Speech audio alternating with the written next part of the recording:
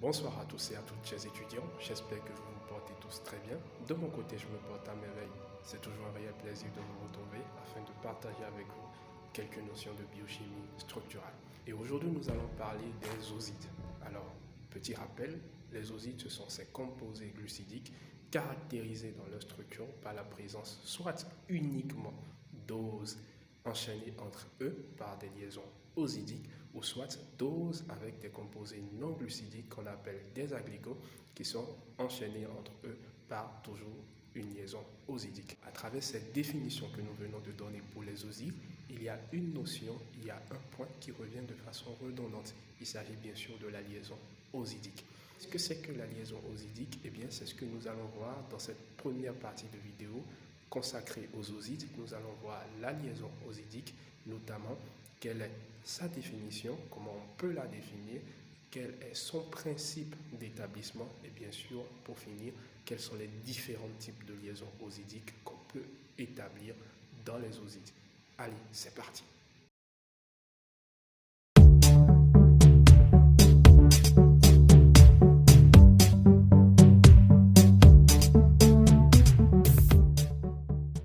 Pour faire simple, nous pouvons définir la liaison osidique comme étant une liaison qui va permettre d'unir les différents constituants d'un oside.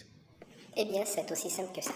Quel est le principe de l'établissement de la liaison osidique? Déjà, de façon terre, quand on parle d'une liaison, c'est qu'il y a au moins deux éléments qui veulent se mettre ensemble, qui veulent s'unir. Supposons un élément A et un élément B qui veulent se mettre ensemble. Dans notre cas ici, il s'agit de la liaison osidique. La liaison osidique répond à un principe très simple, c'est que pour que deux éléments puissent se mettre ensemble et établir cette liaison osidique, il faut qu'au moins un des deux éléments, soit l'élément A ou soit l'élément B, ou encore dans d'autres cas, A et B donnent ce qu'on appelle un hydroxyle anomérique. Donc, soit A donne son hydroxyle anomérique, ou soit B donne son hydroxyle anomérique, ou soit A et B donnent leur hydroxyle anomérique pour pouvoir établir cette liaison osidique. Alors, si vous ne savez pas ce que c'est que l'hydroxyle anomérique, eh bien, il y a une vidéo qui est faite sur cela, confère la représentation de la structure cyclique des oses. Pour revenir donc à notre liaison osidique, eh bien, vous comprenez qu'il y a plusieurs manières d'établir la liaison osidique, mais toutes ces manières doivent répondre à un principe de base, c'est que au moins un des deux éléments devront participer à la formation de la liaison osidique donne au moins cet hydroxyle anomérique, sans quoi cette liaison osidique ne pourrait pas exister. Si ce principe est bien assimilé, alors voyons donc quels sont les différents types de liaisons osidiques que l'on peut établir selon les osides que nous pouvons avoir. Pour rappel déjà de cette partie, quand on parle des osides, il y en a deux groupes. Il y a les holosides, constitués uniquement, on l'a dit, des os, et il y a les hétérosides qui sont constitués à la fois d'os et de composés non glucidiques qu'on appelle des aglycols. Voyons donc comment on peut établir la liaison osidique dans chacun de ces cas, bien sûr en respectant le principe de base que nous venons d'apprendre. Alors, supposons que dans un premier cas, nous disposons de deux os, un os A et un os B. Comme on le voit, l'os A et l'os B possèdent chacun leur OH anomérique. Dans notre exemple ici, l'os A et l'os B sont des aldoses. Donc, le OH anomérique est par le carbone numéro 1 qui suit le pont oxydique. Alors, dans ce cas ici, l'os A et l'os B décident de donner chacun leur OH anomérique pour établir la liaison osidique qui se présentera comme ceci. Et donc, on remarque que l'os A a utilisé son OH anomérique et l'os B a également utilisé son OH anomérique. On a ici un composé qu'on appellera holoside non réducteur. Holoside, pourquoi? Parce que ici, dans la structure de cet oside, dans cet exemple, on ne voit que des os.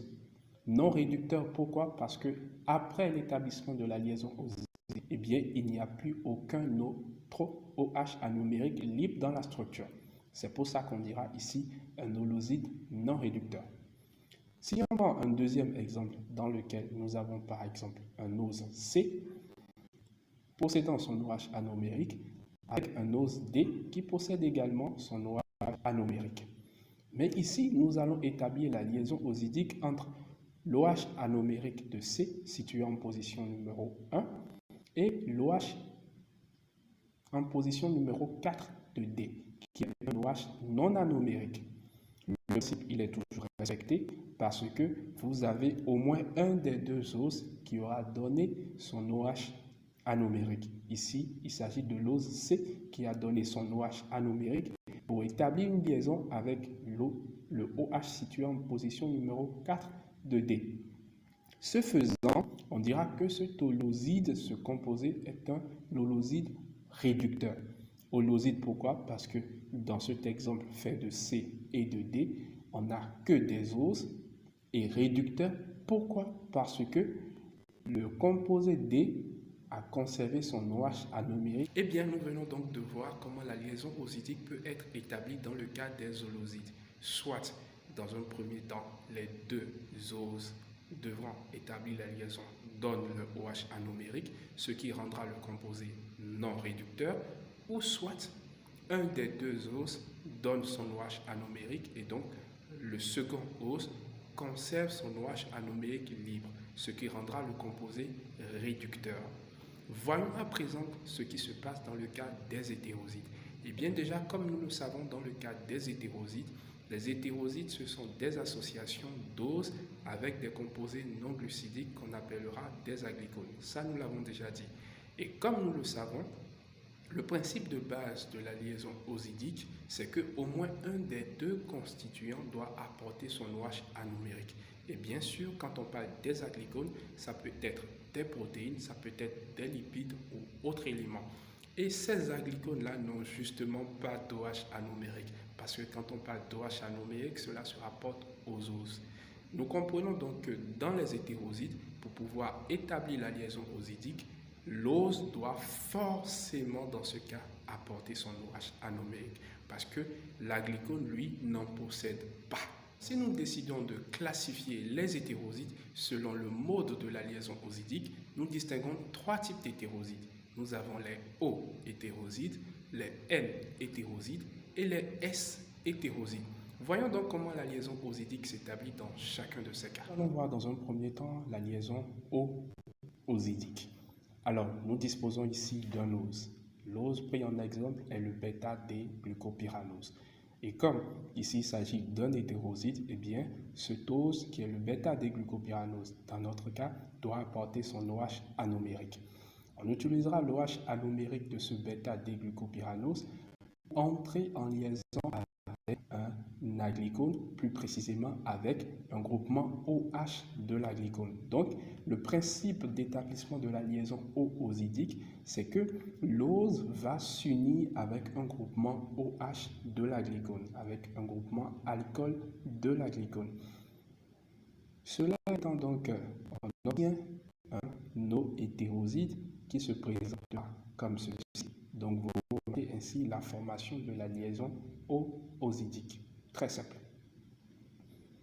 Dans le cas où il s'agit d'une liaison N-osidique pour les N-hétérosides, nous disposons toujours de notre exemple ici, l'ose qui est le bêta-D-glucopyranose. Eh bien, ce bêta-D-glucopyranose utilisera son OH anomérique pour pouvoir établir une liaison, une fonction amine de l'aglycone. Ici, la fonction amine de l'aglycone est une fonction amine primaire, mais il peut s'agir aussi bien d'une fonction amine secondaire.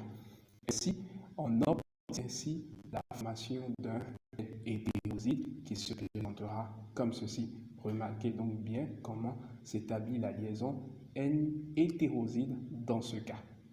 Et pour finir, nous avons la liaison S-osidique qui se retrouvera dans les S-hétérosides.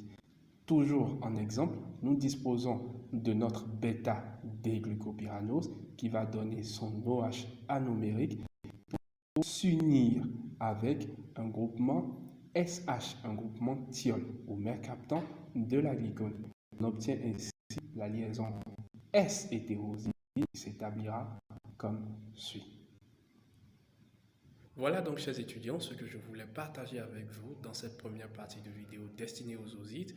vidéo dans laquelle nous avons vu la liaison osidique, notamment sa définition, le principe d'établissement de la liaison osidique et les différents types de liaisons osidiques qu'on peut établir selon les différents types d'osides.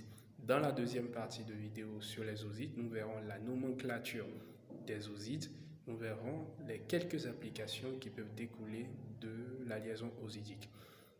J'espère que cette vidéo vous a plu, j'espère que cette vidéo vous a aidé à comprendre un peu mieux la liaison osidique. Si c'est le cas, n'hésitez pas à mettre le petit pouce bleu et à vous abonner pour pouvoir être au courant des prochaines vidéos. Sur ce, portez-vous bien.